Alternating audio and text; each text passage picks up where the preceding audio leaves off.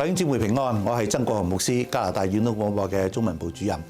轉眼間已經進入2025年嘅3月啦。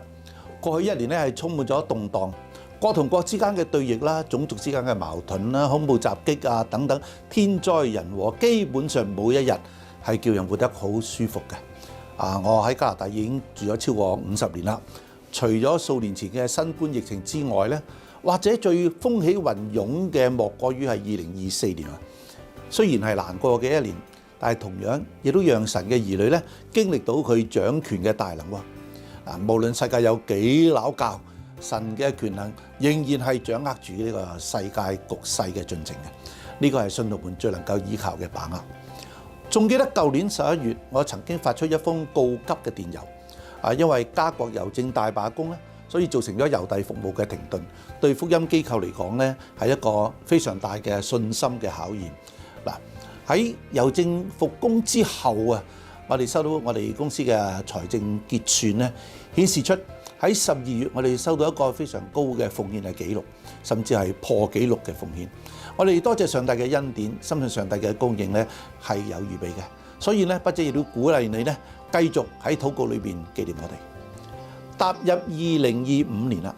加拿大遠東中國時工部呢，而家正係積極嘅更新我哋嘅網頁，或者大家對於舊嘅網頁已經睇到厭啦啩。除咗有關中國嘅資料之外呢，我哋仲增加咗遠東廣播中國以外嘅福音廣播事工資料，呢啲都係我哋國際部，即係 AVB Canada International 過去幾十年來一直支援嘅其他國家遠東廣播電台，全球呢有超過150多個國家同埋發射站嘅。為咗方便我哋讀者閱讀，我就更加咧增加咗中文版。呢個係希望讓讀者咧能夠透過遠東廣播嘅網站認識其他國家嘅福音廣播事工。至於中國福音廣播事工咧，今年亦都有一啲新嘅動向嘅。首先3月4月咧將為我哋嘅禱告運動月，我哋希望能夠咧提供詳盡嘅禱告資料，甚至邀請大家參加我哋特別網上嘅 Zoom 禱告會。有關詳情咧，請你繼續留意我哋網上日後嘅通告啦。咁至於製作方面咧，我哋每月製作50至60個小時福音廣播節目㗎。除此之外，我哋仲增加咗製作博客嘅節目喎 blog 網上廣播節目等等。甚至而家咧，我哋正係考慮製作以簡單嘅英語講述聖經故事。希望日後能夠讓一啲小孩子咧，一方面可以藉媒體學英語啦，而另外一方面咧，亦都可以讓佢哋認識到聖經嘅有趣故事。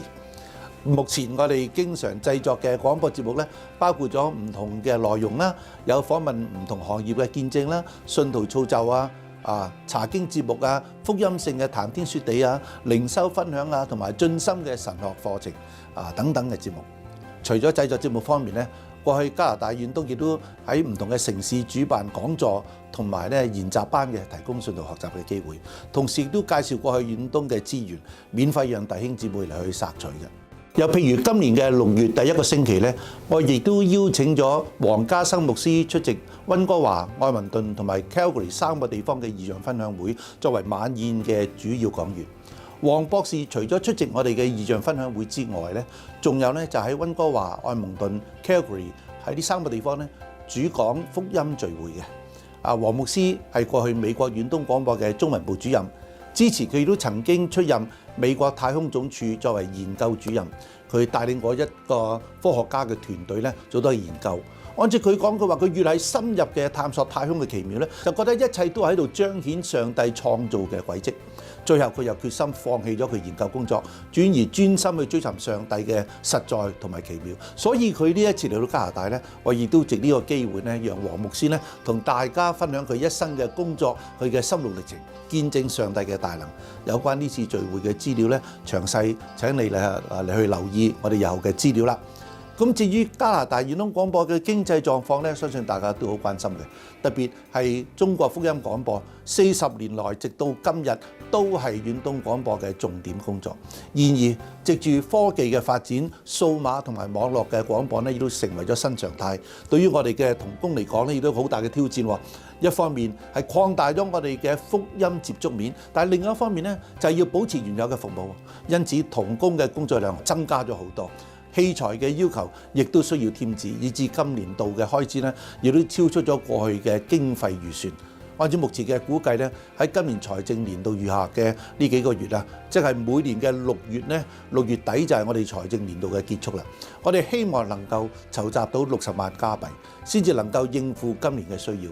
否則我哋要因為經費不足咧，而要放棄一啲預備嘅製作節目嘅計劃。呢啲都係我同你都唔願意見到嘅。所以喺呢度我懇請大家喺禱告同埋奉獻裏邊紀念我哋。喺奉獻嘅事項中，除咗可以用金錢奉獻之外咧，我哋都鼓勵弟兄姊妹以其他方式嚟去支持遠東廣播。其中咧係除咗網上奉獻或者支票奉獻之外，我亦都接受股票奉獻啦，又或者註冊退休儲蓄計劃 RRSP， 又或者遺產受益人嘅奉獻等等。嗱，倘若你唔明白其中嘅程序咧，歡迎你打電話向我哋查詢。不只喺呢度再次多謝你過去嘅禱告同埋支持，以致同工可以得到無限嘅鼓勵。面對挑戰雖然好大，但係有上帝嘅同在，同埋有你嘅同行，我相信呢啲難處一定會迎刃而解嘅。喺呢度我再次祝福你主恩滿溢，多謝你。